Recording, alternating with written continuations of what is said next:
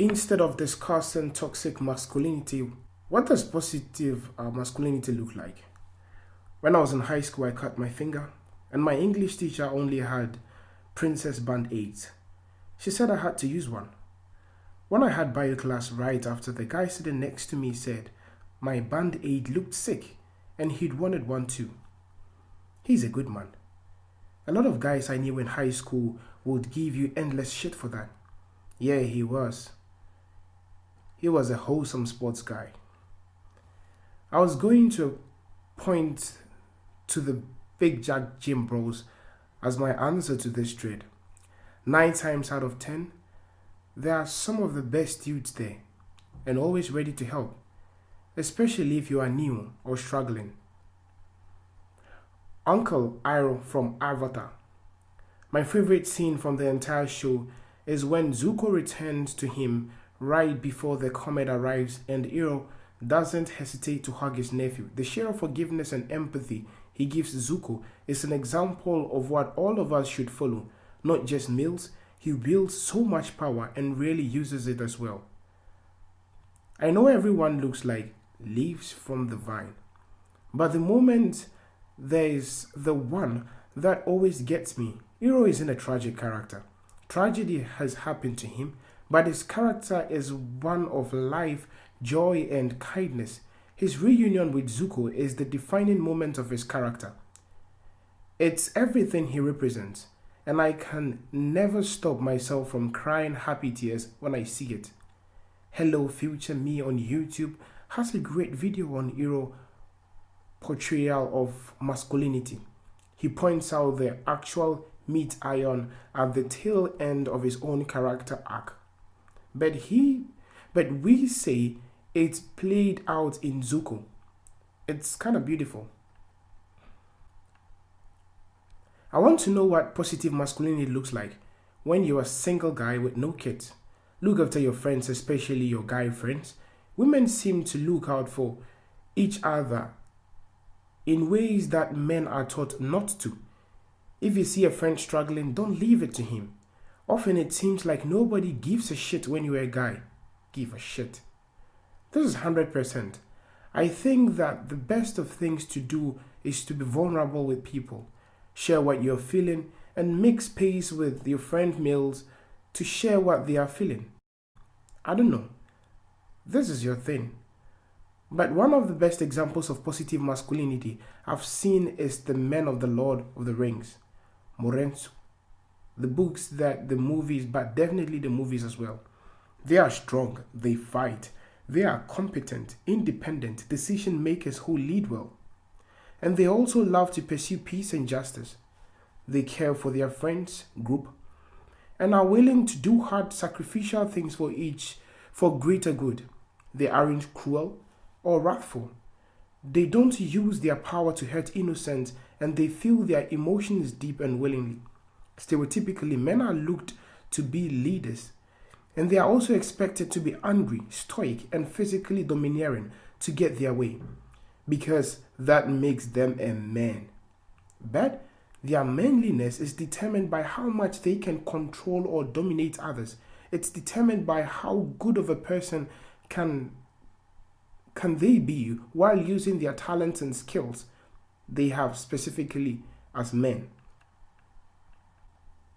One thing I think is especially hard for men is how to process anger and frustration.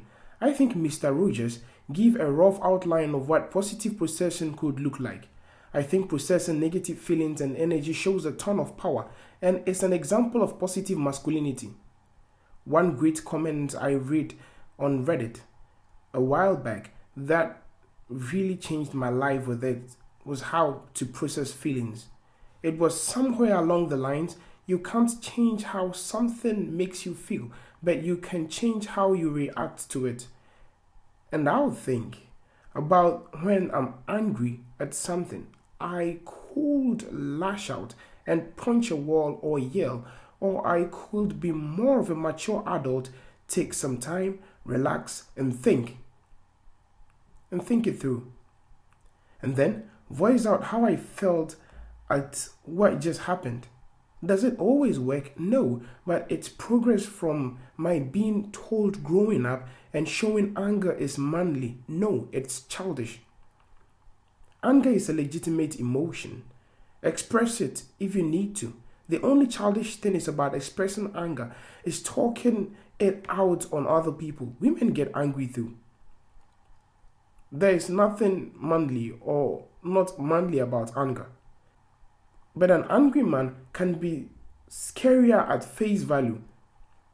Just try not to scare kids and work it out in a way that's positive and puts it behind you. Denial of emotion is arguably one of the big issues being discussed here. Or I could be more of a matured adult that takes some time, relax, and think it through. Or I could just collapse into the ball and cry. That works too. I'm great at that. My husband and I grew up in homes with yelling, and in my case, a narcissistic dad. As a result, we don't yell at each other. We all have all those problems any married couple does. We hurt each other's feelings, but never on purpose. We piss each other off, but never on purpose. And we say mean things sometimes, but never on purpose. But we'll never yell. We always say stuff like, "It hurt my feeling when you..." We've definitely had disagreements, but we've never had a fight. Basically, we both decided not to be like our parents, and it's working very well for us. Great comment.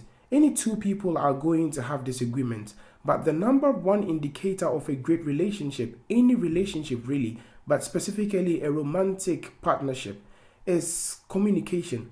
If you and your significant other can't communicate with each other, both of you, it's a way street. In a healthy way, on a regular basis, it either won't work or you'll be miserable. It's too much harder than it sounds, but it's just saying, talk to your partner. Went through marriage counseling before getting married, and the pastor recommended a book called Love. The book is called Love Languages. The book is written using very simple words, but man, the stuff in that book is God tier advice. I like Teddy Roosevelt speak softly and carry a big stick. If you see someone in a confrontation that they don't want to be in, step in and help them with your words. Only resort to force if you really have no other choice and need to. Most people would rather save face and stop being a dick if you ask them nicely enough. If you come off super aggressive or defensive of someone else, then the other person will think he has to fight you. Force doesn't have to be physical force either. Like if you see someone berating someone else, you could talk to him. Talk them down without having to get their level and yelling. In a similar manner, Jackie Chan's The Greatest Victory is a battle not fought. He was deeply skilled in martial arts, yet he always advocated for non-violence. The greatest victory is that which requires no battle, Sun Tzu. And there is related quote from Wellington, next to the battle lost, the greatest misery is battle gained. Ah, yes, and Churchill too. To jaw is always better than to war. Using your assertive dominant male testosterone to help the elderly put groceries in their car. Throws groceries into the car, that's a fucking right, grandpa. Don't let those groceries make you feel like a little bitch. Listen here, you little shit. Those are my eggs. Humans don't lay eggs, old man. If you can make your own eggs, then store-bought is fine. Being a great and present dad, I think it is huge. Engaging positively with your family is also a sign of a good man. True, you're gonna be really a great father one day. It's one of the greatest compliments I could give to a guy. After my son was a year old, some people, including my wife, told me I always knew you'd be a good dad, and I'd consider it as the best compliment. Mr. Rogers, Bob Ross, Steve Aaron, Jim Henson, you can be strong, still be kind. In fact, the greatest display of strength is to have power and not use it. A real man is capable of being cruel but chooses not to be. A real man can break you but would rather build you up instead. Real powers come from what you can build, not from what you can tear down. Terry Crews is an ultimate man. He would look like he'd tear off baby bear's head instead, but he would much rather dress up as a mama bear and cuddle it. He's an incredible person, and what all men should aspire to become. Superman isn't a hero because he's strong. He is a hero because he knows when to use his strength and when not to. Positive masculinity lifts others up to accomplish their best. It says that you can accomplish your goals and you have everything. You need to do so. You can find contacts, get equipment, build skills. It's teaching someone carpentry. It's volunteering at the soup kitchen. It's being confident, generous, and hardworking in contrast to being strong, successful, or scary. Not that there's anything wrong with being strong or successful. It's what you do with that strength and that success that matters. Strong, successful, or scary. Being strong and successful are not negative traits. But being strong and successful and be confident, generous, hardworking, arguably, you can only be confident, generous, and hardworking if you are strong, and being those things will make you successful.